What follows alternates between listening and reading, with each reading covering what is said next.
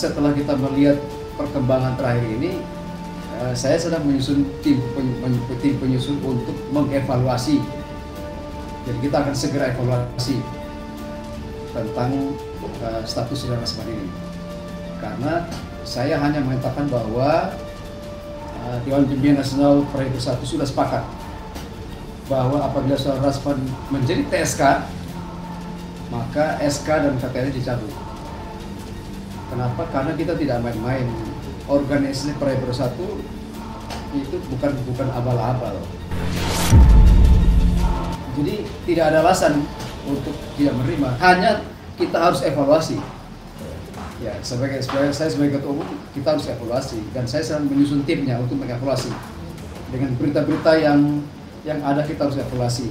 Apakah kita teruskan atau tidak? Menjadi TSK saja saya berjanji bahwa terjadi TSK atas diri Saudara Rasman, kita cabut KTA dan SK-nya. Terbukti palsu atau saya palsukan, saya yang akan mengundurkan diri, Pak. Nah, karena kredibilitas saya pertaruhkan di sini.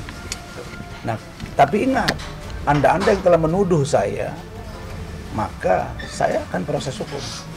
Nah, terbukti sekarang 6 bahkan 7 LP saya, Pak. Ya. Uya Kuya, Denis Cariesta, Richard Lee, Samsul Caniago, Irjen Pol Purnawirawan Riki Sitohang, Farhad Abbas, dan Evi Susanti yang on proses.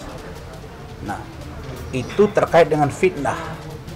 Farhad itu 6 bulan saya mengintip statement dia supaya dapat unsurnya, Bu. Karena Allah Maha Adil, ketemu. Sehingga kita diskusikan dengan SPKT Polda Sumut, karena ini undang-undang IT. Memang saya sedang berada di Sumut, saya lihat itu. Jadi saya buat laporan. Karena kita ini ofisial bila kita tidak bisa memvonis orang, kita bukan hakim. Hakim akan vonis, kita tunggu vonisnya, kita tunggu TSK-nya. Kalau TSK, kita cabut SK-nya dan KTA-nya. Kan berita-berita ini kan kita proses hukum kan. Kita tunggu proses hukumnya, Bang, sampai di mana. Ya, saya berharap laporannya dicepat proses supaya kita tahu apakah betul dia melakukan perbuatan-perbuatan seperti yang dituduhkan atau tidak. Jadi kita tidak boleh bertindak sebagai seorang hakim. Saya terharu dan ini ya, saya memperoleh ini wallahi wabillahi watallahi, saya sudah 5 kali ke Tanah Suci. Saya bersumpah untuk memperoleh ini. Ya, kalau perkara ke depan saya sebagai anggota terus ada kegiatan, saya datang partisipasi, itu hak saya. Tapi sampai detik ini tidak ada 1 rupiah pun uang saya yang keluar. Wallahi. Nah, karena itu saya bukan sumpah-sumpah main-main, makanya saya tantang mereka ada sumpah pocong. Bahwa ini clear, tidak ada yang namanya transaksional. Kan? Saya tidak pernah berkomunikasi sebelumnya dengan Pak Sekjen. Wallahi itu. Saya tidak pernah berkomunikasi dengan Pak Lekumanan, adinda saya. Wallahi itu. Begitu juga dengan Pak Lukas. Begitu juga dengan Ibu Wabendo. Tapi ternyata mereka memantau. Dan Bang Andar merekod, tentu mereka dalami.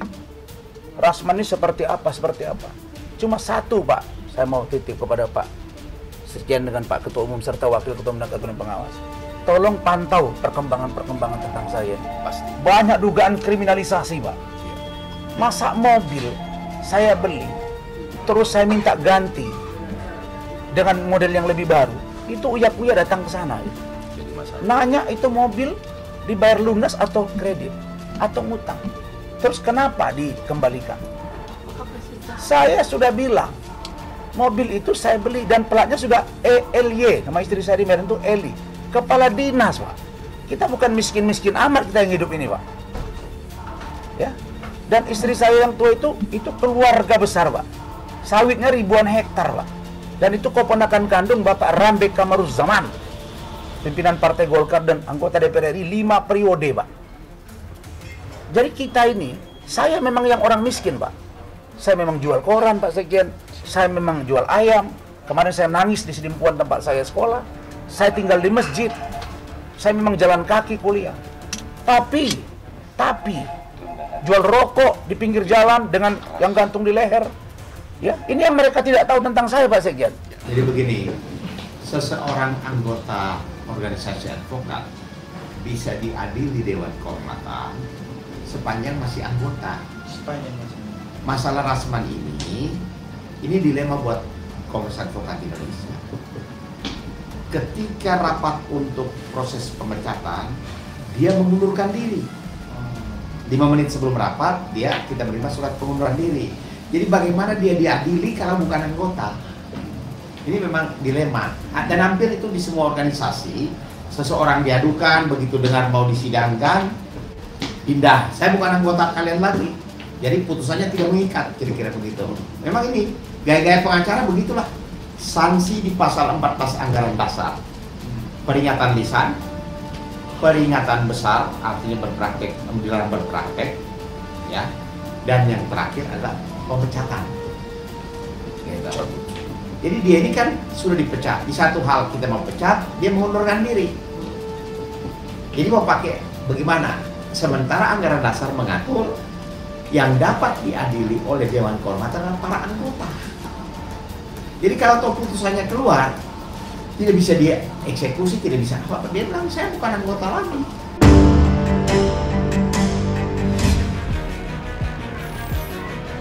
Jadi gue ikut Perang Bintang, guys. Perang Bintang itu di mana gue akan ngelawan 4 artis lainnya. Itu ada Andre Taulany, Atta Halilintar, Raffi Ahmad, dan Gading Marten. Dan gue adalah peserta terakhir yang mereveal mobil apa yang gue pakai.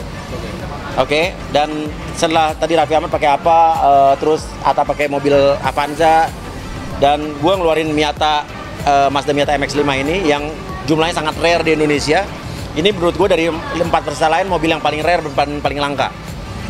Ini lebih banyak beredarnya di Jepang doang, nggak masuk Indonesia secara ATPM, ya. Dan ini benar-benar nanti kelebihan gue adalah gue bukan hanya sekedar modifikasi biasa, bukan hanya di interior, eksterior, tapi di engine bay, di mesin pun nanti gue akan habis-habisan. Dan benar-benar benar-benar 100% gue totalitas lah untuk mobil ini. Ya persyaratannya harus ya persyaratannya yang biasa-biasa aja, cuman intinya adalah kelebihan mobil gue ini adalah nanti gue banyak memakai produk-produk lokal, kayak catnya nanti produk lokal, terus bannya lokal, velgnya lokal, cutting stikernya lokal, jadi semua benar-benar produk lokal. Semua ya akan dinilai banyak nanti, dari interior, eksterior, dari cat, dari mesin, dari jadi banyak faktor. Mobil gue ini nanti akan gue cat warna kuning, gitu kan. Nanti yang jelas catnya akan berubah, ada body kitnya akan baru semua, interiornya pasti akan. Dan mobil ini kan satu-satu mobil yang soft top, yang cabriolet, bisa kebuka atasnya. Dan nanti pas di acara puncaknya pun nanti kap mesin gue pun akan gue buka. Karena bener-bener poin dari mobil gue tuh mesinnya akan enak dilihat, engine bay-nya bener WireTech, nggak ada kabel, bener-bener turbonya gede-gede segede-gede gaban, pokoknya keren banget. Gue adalah peserta paling terakhir yang ngeluarin mobil ini, mereka udah mulai duluan. Gue sih sebulan maksimal ya. Ya kalau mereka kan mungkin lama ya, kalau gue sih karena udah terbiasa modif mobil, jadi udah buat gue bukan satu hal yang sulit gitu. Karena kita masih banyak produk lokal, jadi budget kita budget lokal, tapi mesin gua akan gila-gilaan sih. Gua datangkan semua dari Jepang kalau mesin-mesinnya, gitu kan.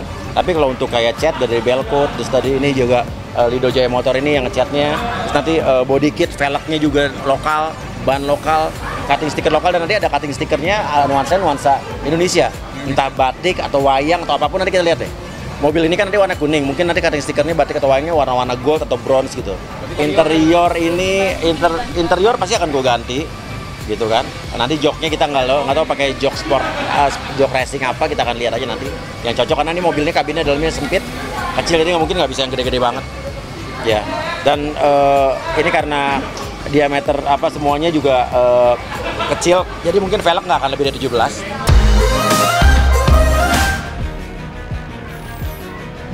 Nanti kita lihat aja, karena kan kayaknya Tuhan udah memberikan kesempatan 1 tiket terakhir untuk aku rumah tangga gitu. Karena kalau misalkan satu ini tiba-tiba gagal lagi, ini akan menjadi suatu hal yang menimbulkan keterpurukan berlanjut buat aku. Jadi untuk prosesnya mungkin nggak kayak kemarin, gampang dan mudah untuk menentukan. Jadi kalau sekarang memang harus ada pasca kita mengenali, kemudian kita mencari, menseleksi, kemudian siapa yang layak untuk diajak resepsi. Jadi memang ada prosesnya tuh, rangkaian itu gitu loh. Jadi nggak gampang kayak kemarin. Kalau metode rumah tangga kemarin itu kenal dulu, laksanakan dulu, nanti menyesuaikan, ini yang salah gitu loh. Jadi sekarang kita lebih kenal dulu, menyesuaikan dulu, berkomitmen, baru kita ke pernikahan gitu. Jadi bedanya sama dulu kayak gitu. Metodenya aja. Udahlah, itu kan udah dulu, hal yang dulu lah. Hal yang udah lama lah. Karena Natali juga, ya aku respect ya, maksudnya Kang Sule juga pertemanannya baik itu sama aku, kita sering komunikasi juga gitu loh, untuk apalagi pernah terlibat berprogram bersama. Terus ya terlepas mereka juga lagi ada masalah atau apapun, aku pikir itu yang dulu lah gitu. Aku memang nggak menutup kemungkinan ya itu pernah terjadi gitu loh, tapi itu suatu hal yang udah lama dulu gitu. Ya enggak lah, kan semua juga apa ya, gladiator itu pantang menoleh ke belakang. Jadi mantan tuh nggak mungkin bisa kembali, kecuali ya tertentu ya, ada beberapa mantan yang memang layak untuk kita bisa kembali, ada yang enggak gitu. Tapi kalau udah semua bagian-bagian masa lalu ya masa lalu. Kalau netizen mah ya bebas aja, dia mau ya komentar apa, ngomong apa, bebas. Ya udah selesai, kan sudah bilang kenapa kalau kita mengendari mobil kaca di depan itu lebih besar daripada kaca spion. Kaca spion itu diibaratkan masa lalu yang kita lihat hanya sewaktu-waktu. Tapi kaca mobil di depan itu lebih besar agar kita fokus untuk melihat ke depan. Jadi memang udah masa lalu, ya udahlah. Terlebih ya udah biarlah dia dengan kehidupannya. Ya ada sih, kita juga bukan suatu hal orang yang berlebih untuk bisa mengkriteriakan orang yang akan menjadi pendamping kita. Kita lebih evaluasi diri kita aja lah. Jangan sampai maksudnya kalau ada kejadian lebih menyalahkan orang lain gitu. Jadi kita lebih mengintrospeksi diri kita aja.